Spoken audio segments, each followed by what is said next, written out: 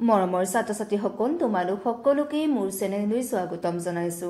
ছাত্ৰ-ছাত্ৰীসকল আজি তোমালোকৰ লগত আলোচনা কৰিব ওলাইছো দ্বাদশ শ্ৰেণীৰ ৰাজনীতি বিজ্ঞানৰ দ্বিতীয় খণ্ড স্বাধীনোত্তৰ ভাৰত ৰাজনীতি এই খণ্ডৰ অন্তৰ্গত তোমালোকৰ 10 নম্বৰ পাঠটি।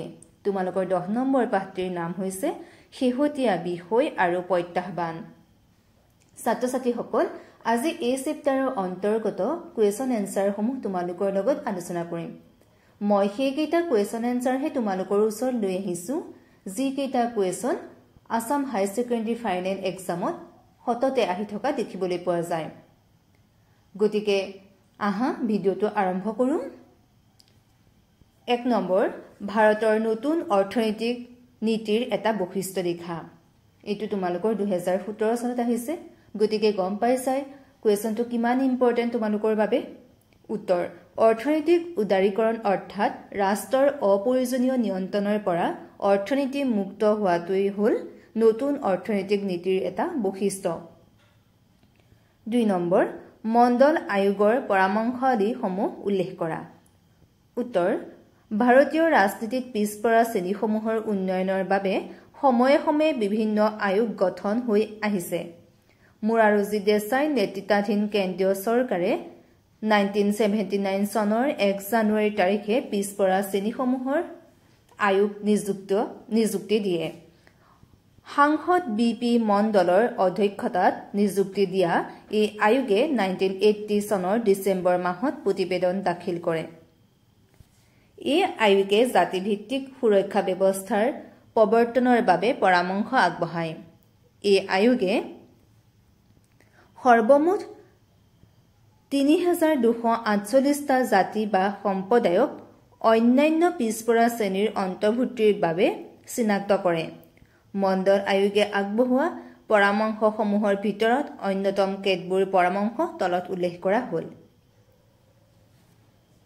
1 নম্বৰ চৰকাৰী বা চাকৰি বা শৈক্ষিক অনুষ্ঠানসমূহত 27% পদ আৰু আসন অন্যান্য পিছপৰা শ্ৰেণীৰ বাবে সংৰক্ষণ কৰিব লাগে। অনুসূচিত জাতি আৰু জনজাতিৰ দৰে একেধৰণে অন্যান্য পিছপৰা শ্ৰেণীৰ কল্যাণমূলক আঁচনিৰ বাবেও ভাৰত চৰকাৰে পুঁজি যোগান ধৰিব লাগে। ৰাজ্যসমূহত কম পৰিমাণে ভূমিৰ গৰাকীসকলে যাতে ধনী কৃষকসকলৰ ওপৰত অধিক পৰিমাণে নিৰ্ভৰ কৰিব লগা নহয় ইয়াৰ বাবে আমূল ভূমি সংস্কাৰ সাধন কৰিব লাগে। অন্যান্য পিছপৰা শ্ৰেণীৰ লোকসকলক ক্ষুদ্ৰ উদ্যোগ স্থাপন কৰিবলৈ উৎসাহিত আৰু সহায় কৰিব লাগে। বৃত্তিমুখী প্ৰশিক্ষণ প্ৰদানৰ ওপৰত গুৰুত্ব প্ৰদান কৰি অন্যান্য পিছপৰা শ্ৰেণীৰ বাবে বিশেষ শিক্ষণ আঁচনি আৰম্ভ কৰিব লাগে। মণ্ডল আয়োগে আগবঢ়োৱা এই পৰামৰ্শাৱলীসমূহে অন্যান্য পিছপৰা শ্ৰেণীৰ লোকক আৰ্থিক আৰু সামাজিকভাৱে লাভান্বিত কৰাৰ লগতে ৰাজনৈতিকভাৱেও সংগঠিত কৰিলে যাৰ ফলত এই শ্ৰেণীসমূহে বহু ৰাজনৈতিক দল গঢ়ি তুলি পৰৱৰ্তী সময়ত তেওঁলোকৰ অধিক সা-সুবিধাৰ লগত প্ৰশাসনিক তথা ৰাজনৈতিক ক্ষেত্ৰত প্ৰতিনিধিত্ব কৰাৰ হকেও দাবী তুলিলে। এবাৰ আহিছো তোমালোকৰ 3 নম্বৰ কুৱেশ্যনটো। 1989 চনৰ পৰৱৰ্তী সময়ত ভাৰতীয় ৰাজনীতিৰ প্ৰধান সমস্যাসমূহ লিখা। উত্তৰ 1989 বৰ্ষটো হৈছে ভাৰতৰ ৰাজনৈতিক ইতিহাসৰ এটা অতি উল্লেখযোগ্য বছৰ। এই বছৰটোত বহু ৰাজনৈতিক পৰিৱৰ্তনে দেখা দিছিল। তাৰ ভিতৰত উল্লেখযোগ্য কিছুমান পৰিৱৰ্তন বা পৰিস্থিতি তথা সমস্যা তলত দিয়া ধৰণৰ। 1. জনতা দলৰ উত্থান। 1989ৰ সময়ছোৱাত এটা অন্যতম বৈশিষ্ট্য আছিল জনতা দলৰ উত্থান। 1996 চনৰ পিছত জনতা দলে শক্তিশালী বিৰোধী হিচাপে ভূমিকা পালন কৰিছিল আৰু 1999 চনত সাধাৰণ নিৰ্বাচনত জয়ী হৈ চৰকাৰ গঠন কৰিছিল। কংগ্ৰেছৰ প্ৰাধান্য হ্ৰাস। 1989 চনৰ সাধাৰণ নিৰ্বাচনত কংগ্ৰেছ দলৰ শোচনীয় পৰাজয় ঘটিছিল। পোনপ্ৰথমবাৰৰ বাবে ভাৰতীয় ৰাজনীতিত নিজৰ প্ৰাধান্য হেৰুৱাই কংগ্ৰেছে আধিপত্য অৱসান ঘটোৱাৰ লগতে কংগ্ৰেছী শাসন ব্যৱস্থাৰো পৰিসমাপ্তি ঘটাইছিল। সংযুক্ত ৰাজনীতিৰ আৰম্ভণি। ভাৰতীয় ৰাজনৈতিক ব্যৱস্থাৰ আন এক পৰিৱৰ্তন হৈছে সংযুক্ত বা মৰ্চা চৰকাৰ। 1989 পৰা কোনো এটা ৰাজনৈতিক দলে সংখ্যাগৰিষ্ঠতা লাভ নকৰাত বহু দল লগ হৈ মৰ্চা গঠন কৰিবলৈ বাধ্য হৈছিল।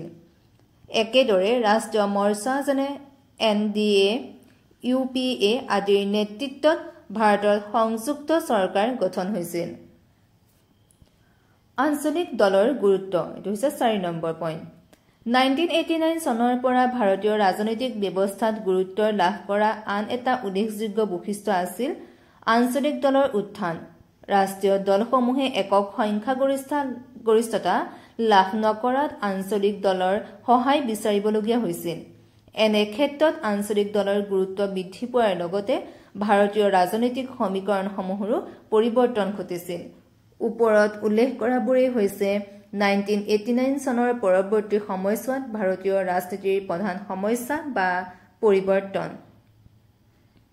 4 নম্বৰ কুৱেশ্যনটো লৈ আহিছো তোমালোকৰ 2004 চনৰ সাধাৰণ নিৰ্বাচনৰ কিছুমান বৈশিষ্ট্য উল্লেখ কৰা। উত্তৰ 2004 চনৰ লোকসভা নিৰ্বাচনত কেতবোৰ উল্লেখযোগ্য বৈশিষ্ট্য হ'ল: 1. ভাৰতীয় জনতা দলে নেতৃত্ব দিয়া ৰাষ্ট্ৰীয় গণতান্ত্ৰিক মৰ্চা এই নিৰ্বাচনত পৰাজিত হয়। কংগ্ৰেছৰ নেতৃত্বত গঠন হোৱা ঐক্য উন্নয়নশীল মৰ্চা নামৰ এটা নতুন মৰ্চা বা জোট বন্ধন গঠন হয়।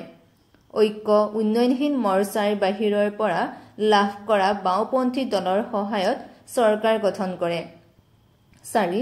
2004 চনৰ লোকসভা নিৰ্বাচনে কংগ্ৰেছৰ হেৰুৱা স্থান কিছু পৰিমাণে ঘূৰাই আনি দলটোক সজীৱতা প্ৰদান কৰে। 5 নম্বৰ 2004 চনৰ সাধাৰণ নিৰ্বাচনত কংগ্ৰেছে তথা ইয়াৰ মিত্ৰগোষ্ঠী আৰু ভাৰতীয় জনতা পাৰ্টি তথা ইয়াৰ মিত্ৰগোষ্ঠীয়ে লাভ কৰা ভোটৰ মাজত কেৱল কিঞ্চিতহে পাৰ্থক্য আছিল। ছাত্ৰ-ছাত্ৰীসকল, এইবাৰ আহিছো তোমালোকৰ 5 নম্বৰ কুৱেশ্যনটোলৈ। ছাত্ৰ-ছাত্ৰীসকল, এইখিনিতে এটা কথা জনাও যে তোমালোকে যদি মোৰ ভিডিঅ'বোৰ চাই ভাল পোৱা তেন্তে মোৰ চেনেলটো ছাবস্ক্ৰাইব কৰিবলৈ নাপাহৰিবা। লগতে লাইক কৰিবা, কমেণ্ট কৰিবা আৰু নিজৰ বন্ধু-বান্ধৱীসকলৰ লগত শ্বেয়াৰ কৰিবা যাতে তেওঁলোকো উপকৃত হয়। কিবা অসুবিধা থাকিলে কমেণ্টৰ যোগে মোৰ লগত যোগাযোগো হ'ব পাৰিবা। আহা এবাৰ 5 নম্বৰ কুৱেশ্যনটোলৈ। ভাৰতীয় গণতন্ত্ৰক সাম্প্ৰদায়িকতাবাদ আৰু ধৰ্ম নিৰপেক্ষতাবাদে ৰাজনীতিত পেলোৱা প্ৰভাৱ সম্পৰ্কে আলোচনা কৰা। উত্তৰ: ভাৰতীয় ৰাজনীতিৰ এটা গুৰুত্বপূৰ্ণ বিবাদ হৈছে সাম্প্ৰদায়িকতাবাদ। যদিওবা ভাৰতৰ সংবিধানে ভাৰতক এখন ধৰ্মনিৰপেক্ষ ৰাষ্ট্ৰ হিচাপে ঘোষণা কৰিছে, তথাপিও সাম্প্ৰদায়িকতাৰ বীজৰ পৰা ভাৰতীয় ৰাজনীতি মুক্ত নহয়। ভাৰতীয় ৰাজনীতিৰ এটা গুৰুত্বপূৰ্ণ বিবাদ হ'ল ৰাম জন্মভূমি আৰু বাবৰি মছজিদ বিবাদ। এই বিবাদ আচলতে দুই ধৰ্মৰ লোকে একেটা স্থানতে নিজৰ ধৰ্মৰ ঐতিহ্য আৰু অস্তিত্ব ৰক্ষণাবেক্ষণৰ বাবে চলোৱা প্ৰচেষ্টাৰ অংশ বিশেষ। গতিকে ৰাজনীতিৰ লগত ইয়াৰ প্ৰত্যক্ষ বা পোনপটীয়া সম্পৰ্ক থাকিব নালাগে যদিও বিগত প্ৰায় 2 দশকত ভাৰতীয় ৰাজনীতিত এই বিতৰ্কক কেন্দ্ৰ কৰিয়ে উত্তাল হৈ আহিছে। বিজেপিৰ অন্যতম নিৰ্বাচনী ইছ্যু হ'ল অযোধ্যাৰ বিবাদমান স্থানত ৰাম মন্দিৰ নিৰ্মাণ কৰা। ইয়াৰ উপৰিও ৰাষ্ট্ৰীয় স্বয়ংসেৱক সংঘ বা বিশ্ব হিন্দু পৰিষদ আটাই হিন্দুত্বৰ ওপৰত নানান ধৰণে মাত মাতি আহিছে। অৱশ্যে ভাৰতীয় জনতা পাৰ্টীয়ে যে ধৰ্মনিৰপেক্ষ নীতি উলংঘা কৰিছে তেনে নহয়। ভাৰতীয় জাতীয় কংগ্ৰেছৰ দলৰো বহুত কাৰ্যই ধৰ্মনিৰপেক্ষতা নীতিক উলংঘা কৰিছে। এই ক্ষেত্ৰত উল্লেখযোগ্য উদাহৰণ হ'ল শাহবানু কেছ।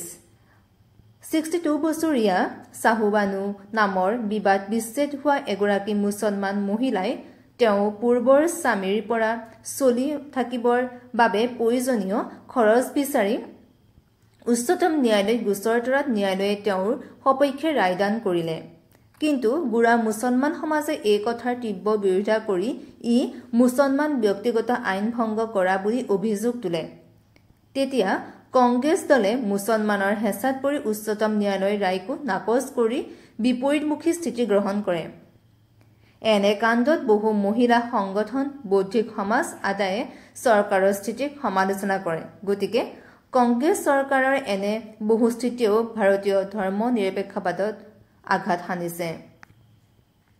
ছাত্ৰ-ছাত্ৰীসকল, এইখিনি আছিল এই চেপ্টাৰৰ অন্তৰ্গত কুৱেশ্যন এনচাৰ। যদি ভাল পাইছা ভিডিঅ'টো লাইক কৰিবা, কমেণ্ট কৰিবা, শ্বেয়াৰ কৰিবা আৰু ছাবস্ক্ৰাইব কৰিবলৈ নাপাহৰিবা। ধন্যবাদ।